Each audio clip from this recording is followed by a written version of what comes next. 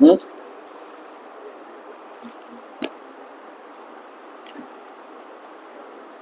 पहला दूसरा और तीसरा एग्जाम्पल करवा दिया था।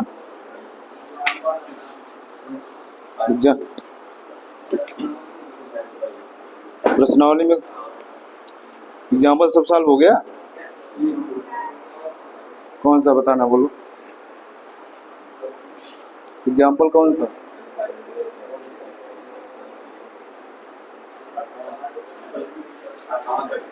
आठवां। चल एग्जाम्पल नंबर 8।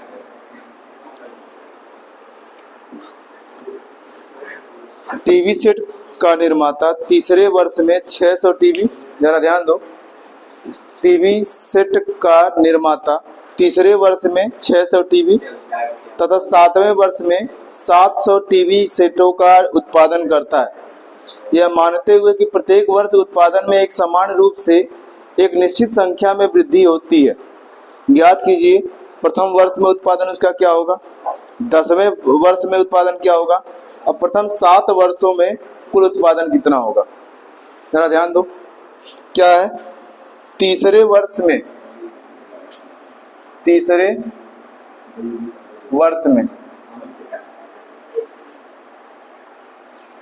टीवी का उत्पादन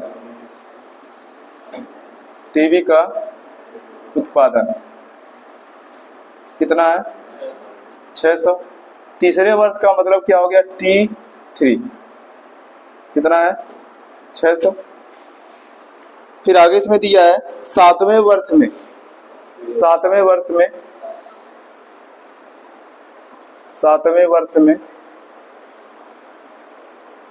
टीवी का उत्पादन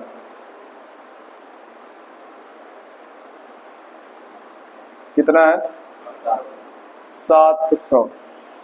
इसका मतलब 7वां वर्ष होते क्या होगा, T7 होगा। T7 बराबर कितना हो गया, 700। ठीक है। अगर हमको T3 का मतलब क्या हुआ, T3 का मतलब क्या होगा, A + 2D होगा। ध्यान देना, A + 2D नहीं समझ में आ रहा, चलो फार्मूला ही लिख देते हैं। A + n-1 होता है 3 - 1 × D, बराबर कितना हुआ,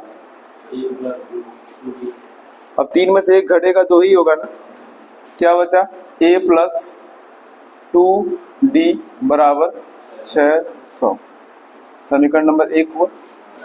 ऐसे ही T7 की बात करें तो क्या होगा, A + 7 - 1 × D बराबर 700, तो क्या आएगा, A + 6D बराबर 700, ये दूसरा समीकरण हुआ।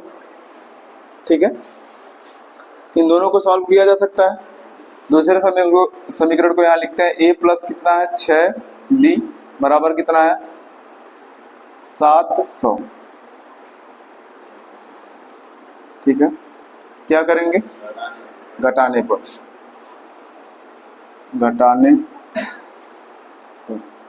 जब घटाएंगे यहाँ माइनस होगा, यहाँ माइनस होगा, यहाँ माइनस होगा, अरे कट गया, तो 2 में से 6 घटेगा कितना होगा, -4D बराबर -100। माइनस से माइनस कटेगा, 4 से 1 कटेगा, कितना होगा, 25। डी का मान कितना आ गया, 25। डी का मान कितना आ गया, 25। ठीक है, तो ए का मान ज्ञात करने के लिए इसका मान किसी समीकरण में रखते हैं, लिखेंगे डी का मान समीकरण 1 में रखने पर,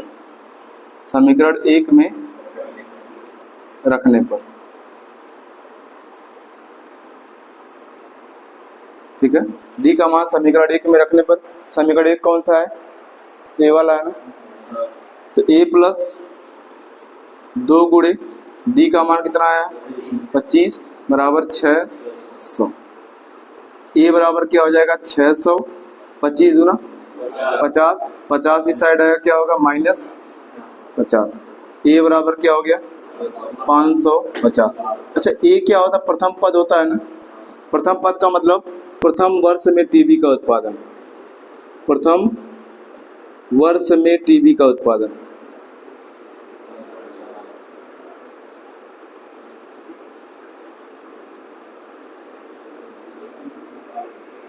कितना हो रहा है 550।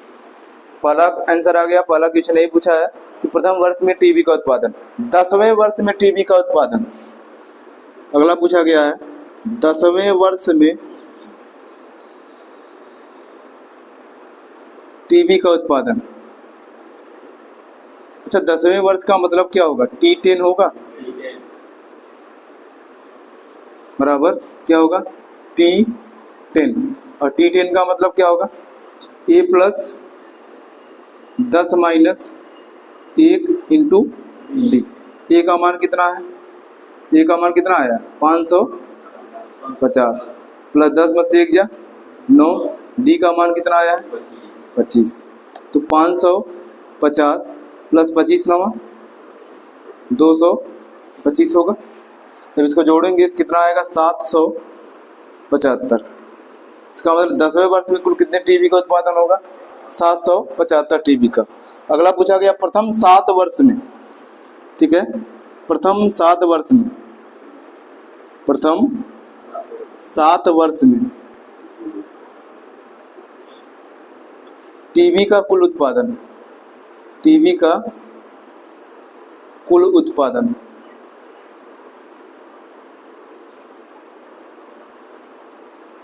अब यहाँ पर देखो कुल उत्पादन की बात कर रहा है प्रथम 7 वर्ष में। इसका मतलब यहाँ क्या ज्ञात करना है यस7।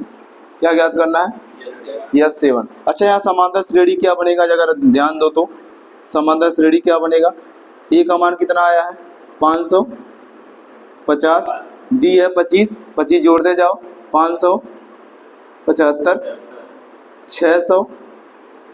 ऐसे 7वें वर्ष में टीबी का कुल कितना उत्पादन हुआ है, 7वां वर्ष में निकाले है ना कहीं, कितना आया है 700 तक का निकालना है, ठीक है। अब एक फॉर्मूला लिखवाया गया था, अब सबका योग क्या होगा ये पूछा गया। तो टीबी का कुल उत्पादन बराबर, टीबी का कुल उत्पादन बराबर एक फार्मूला में लिखवाया था, अगर ध्यान हो तो n/2 A प्लस L, ठीक है। तो n/2 A प्लस L। ऐसा क्यों, हमको A का भी मान पता है, L का भी मान पता है, ठीक है, n का भी मान पता है, कितने वर्ष 7 वर्ष। तो n की जगह रखेंगे 7/2 गुणे A का मान कितना है 550, L का मान कितना है 700। इसको सिर्फ सॉल्व कर दो, बराबर 7/2 गुणे 7 5 12 1250, 2 से कटेगा 2 छक्के 12, 2 दूना 4, 2 पच्चे 10, गुणा करोगे तो 625, 25 सत्ते कितना होगा, ठीक है 4375, 4 3 7 5। अरे इसका क्या होगा 4375 3। यहाँ 3 क्वेश्चन था, इसमें तीनों का आंसर शायद आ गया होगा। पहले का कितना आया है 550, दूसरे का 775, तीसरे का 4375। और कोई इसमें एग्जाम्पल में और कोई क्वेश्चन पूछना है, देख लो एक बार, तो हम प्रश्नावली चलें।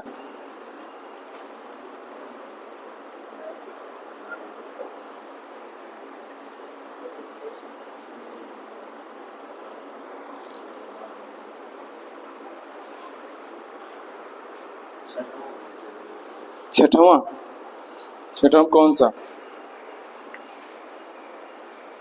छठवां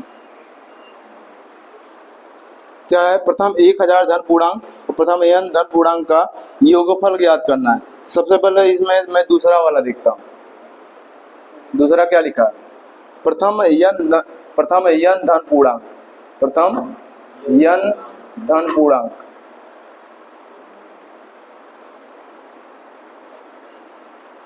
ठीक है, का योगफल, का योगफल। अच्छा धन पूर्णांक किसे कहते हैं, धन पूर्णांक किसे कहते हैं, बताओगे जरा।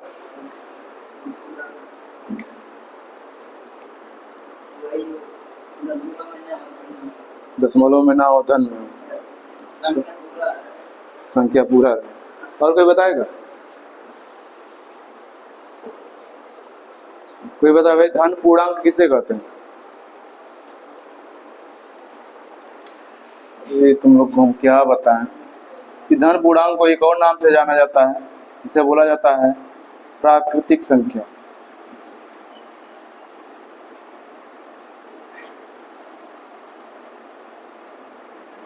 ठीक है, इस धन पूर्णांक को एक और नाम से जाना जाता है प्राकृतिक संख्या। तुम कहे क्या हो? दशमलव को छोड़ करके जो बाकी संख्या है, दशमलव को छोड़ के ऋणात्मक भी संख्याएं आएंगी। हाँ ठीक, धन बस के शून्य क्या है?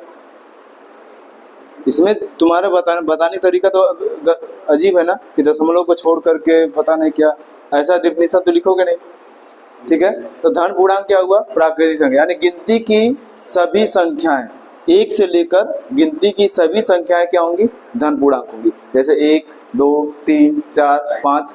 इसका मतलब अगर हम प्रथम n धन पूर्णांक की बात करें, इसका मतलब गिनती की संख्याएं बनेगी 1, 2, 3, 4। ए कहाँ तक जा रही है? n तक जा रही है। ध्यान देना, प्रथम n की बात कर रहा है ना, आनंद कहाँ कर रहा है? प्रथम n की बात कर रहा है, तो n तक जा रही है। अब इसका योगफल क्या होगा? इसका योगफल अब साफ साफ दिख रहा है, यहाँ a बराबर कितना है? 1 है। d बराबर भी कितना है? 1 ही तो है। ठीक है, और n बराबर n है, n बराबर तो n ही है। n बराबर तो n ही है। अब n ज्ञात करना है इसका। प्रथम n धन पूर्णांकों का योगफल।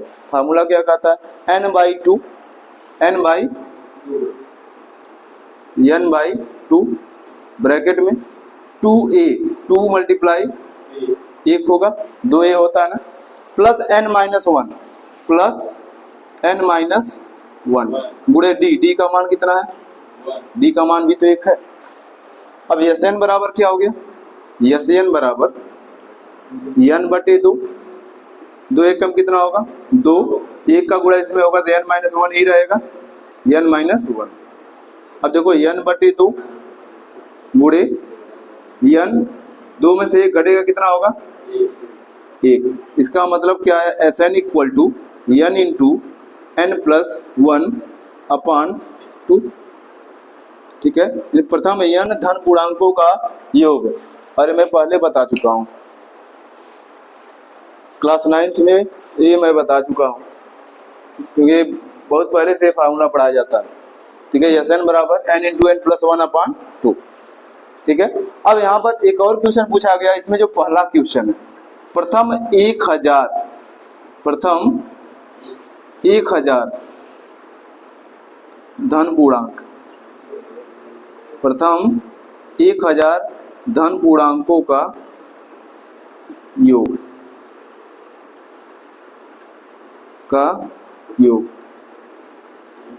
अच्छा, पहले क्वेश्चन अगर ये जो मैं बताया हूँ, प्रथम क्या था? n धन पूर्णांक, n की जगह क्या हो गया है? 1000। तीसरी फार्मूले में n की जगह क्या कर दो? 1000। इसका मतलब हमको ज्ञात क्या करना है? यस 1000। ठीक है, यस 1000, जहां जहां n है वहां पर क्या रख दो? 1000। तो 1000 गुणे 1000 प्लस 1/2 से 1000 कटेगा, कितना आएगा? 500 आएगा। तो 500 गुणे 1001, गुणा करो, 1001 में 5 का गुणा होगा तो 5005 होगा, और साथ में 2 जीरो, और इसका क्या होगा? आंसर। प्रथम 1000 धन पूर्णांकों का योग कितना होगा? 5,05,000, 5,05,000। इसीलिए मैं इस क्वेश्चन को पहले बताया हूँ, इसको बाद में बताया हूँ, क्योंकि ये क्वेश्चन इस फार्मूले पर बेस्ड है। अब बोलो कोई एग्जांपल।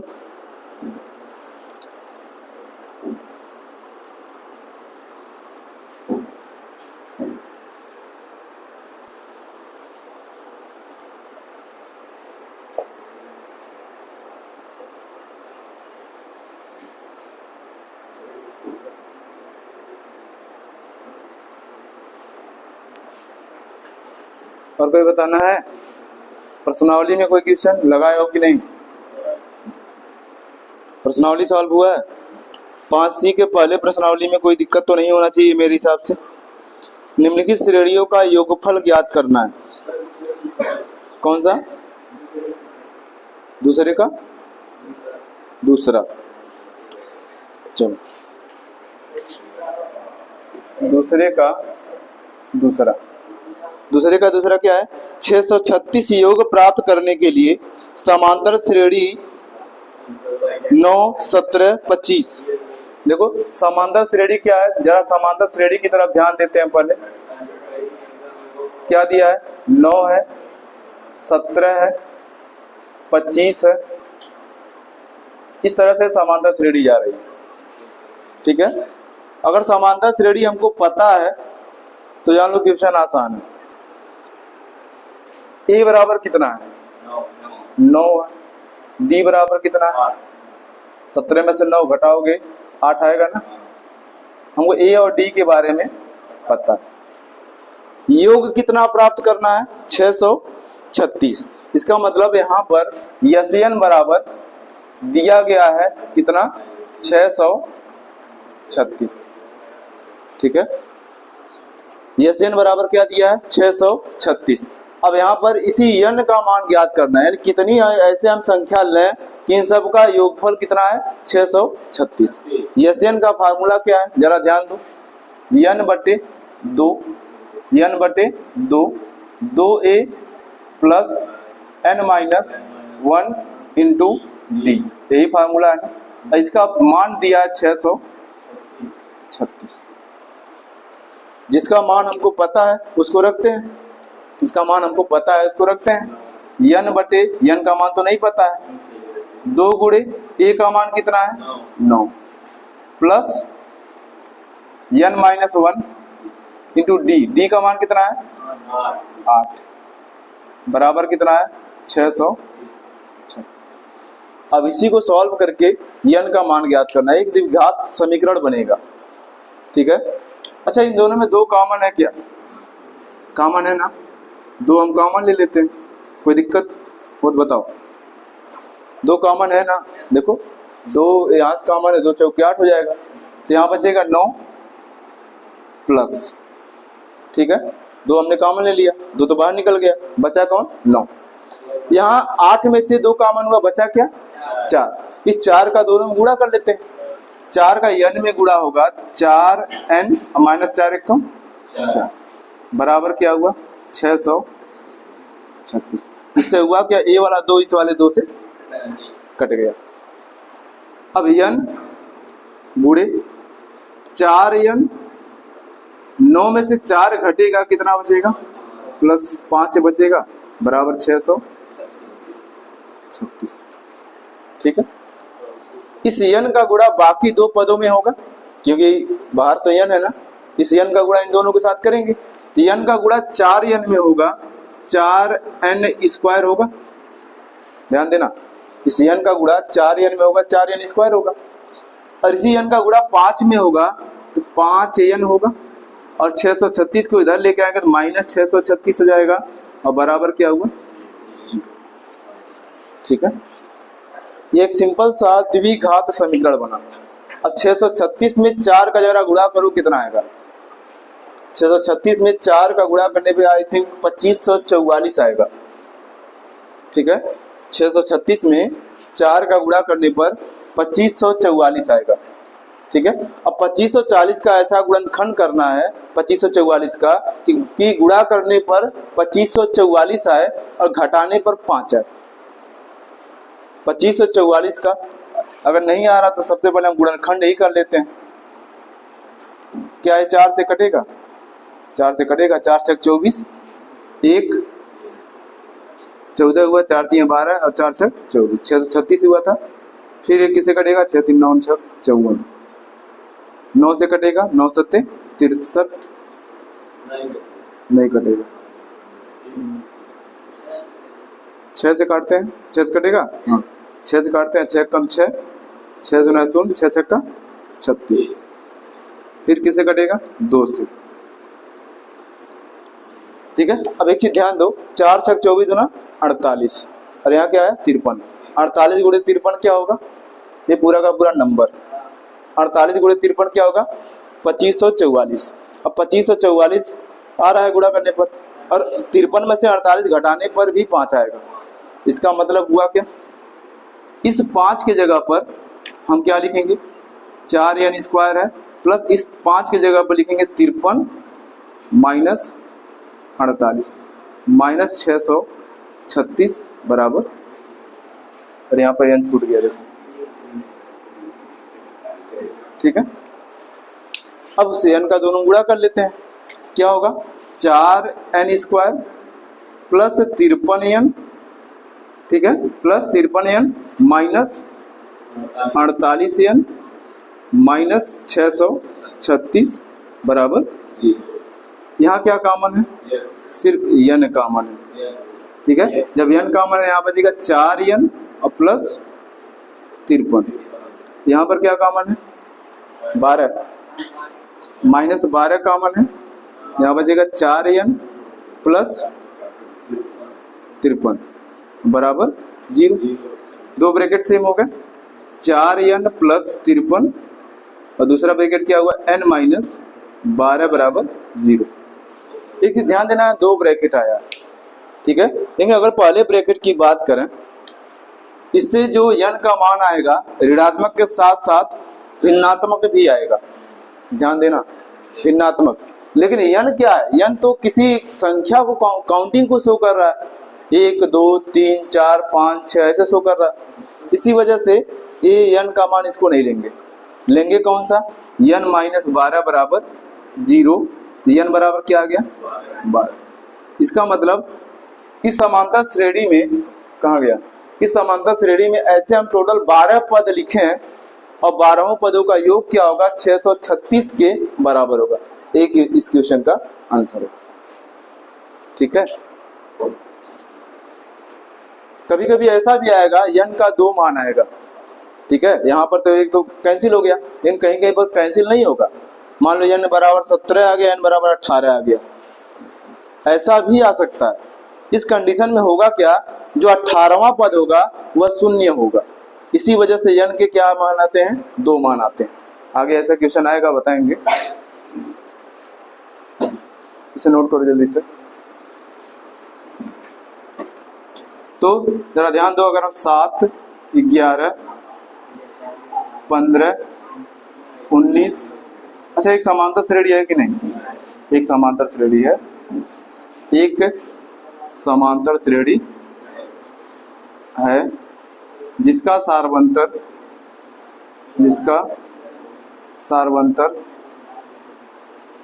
कितना है 4। सेम ऐसे ही दूसरा करना इसका, ठीक है। सिर्फ यही बताना, दर्शाना है कि ये समांतर श्रेणी है, हमने दर्शा दिया, ठीक है। दूसरा वाला भी 9 माइनस 5n है, ठीक है। ये एक ऐसा समांतर श्रेणी बनेगा जो घटती हुई जाएगी, ठीक है, कम होती है। इसका मतलब यहाँ d का मान क्या होगा ऋणात्मक होगा, ठीक है। तो होमवर्क है 5c 5d करके लाना है, जो क्वेश्चन नहीं आएगा उसे मैं बताऊंगा।